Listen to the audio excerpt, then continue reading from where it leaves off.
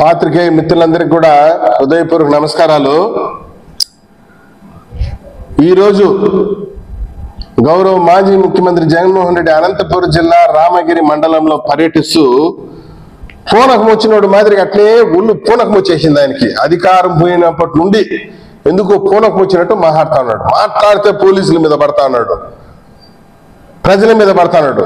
రామగిరి మండలానికి పోయి ఏం మాట్లాడుతున్నాడంటే, పోలీసులను బట్టలు ఉడదీసి నిలబెడతా, పోలీసులు బట్టలు లేకుండా చేసేస్తా, పోలీసులు వాచ్మెన్ లాగున్నారు చంద్రబాబు నాయుడికి అని చెప్పి దిగజారి మాట్లాడుతున్నాడు. నేను అడుగుతున్నా జగన్మోహన్ రెడ్డిని, రామగిరి మండలంలో జరిగినటువంటి హత్య, లింగమయ్య హత్య రాజకీయాలు ఏ స్థాయిలోనూ ప్రోత్సహించబడవు. హత్యా రాజకీయాల్ని మేము ఏ రోజు కూడా ఎంకరేజ్ చేయలేదు. తెలుగుదేశం పార్టీ హత్యా రాజకీయాలు వ్యతిరేకం. కాకుంటే లింగమయ్య మర్డర్ అనేది వాళ్ళ యొక్క వ్యక్తిగత కుటుంబ గొడవల వద్ద జరిగినటువంటి హత్య. దాన్ని రాజకీయాలకు ఆపాదించి జగన్మోహన్ రెడ్డి పూనకం వచ్చినట్టు మాట్లాడుతూ పోలీసుల మీద పడతాడు. బట్టలు ఊడదీసి నిలబెట్టేస్తాను, మాటి మాటికి ఎందుకు పోలీసుల మీద పడేది, వాళ్ళ బట్టలు ఊడదీస్తాననేది, వాచ్మ్యాన్లు అనేది ఇంత హీనంగా పోలీసుల గురించి మాట్లాడుతున్నాడు. పైగా ఇంకొక మాట అంటున్నాడు, ప్రతి కేసుకి నేను చీఫ్ ఇన్వెస్టిగేషన్ ఆఫీసర్ అవుతానంటాడు. ప్రతి కేసుకి నువ్వు చీఫ్ ఇన్వెస్టిగేషన్ ఆఫీసరే కావచ్చు, కానీ నీ చిన్నాయన కేసులో నువ్వే కదా చీఫ్ అక్యూజ్డ్. ఆ విషయాన్ని గుర్తుపెట్టుకొని మాట్లాడు. 2019 నుండి 2024 మధ్య రాష్ట్రంలో నువ్వు ముఖ్యమంత్రిగా ఉన్నప్పుడు జరిగినటువంటి హత్యా రాజకీయాలు, బీసీలు 300 మందిని పొట్టన పెట్టుకున్నావు, ఎస్సీలు 192 మంది, ఎస్టీలు 58 మంది, మైనారిటీలు 11 మంది, మహిళల పైన దాడులు హత్యలు 2027, టీడీపీ పార్టీ కార్యకర్తలు 79 మంది, ఎన్నికల కోడ్ సమయంలో 13 మందిని హత్య చేశావు, ఎన్నికల తర్వాత 6 మందిని హత్య చేశావు.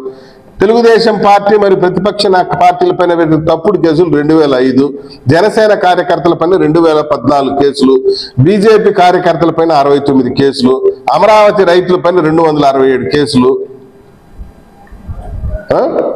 వెరసి వేలాది కేసులు పెట్టి నువ్వు ఈరోజు పోలీసుల గురించి మాట్లాడడం, తెలుగుదేశం పార్టీ గురించి మాట్లాడటం, పైగా డెమోక్రసీ అంట. ఆయన నోట్లో నుంచి డెమోక్రసీ అనే పదం రావడం చాలా ఆశ్చర్యంగా ఉంది.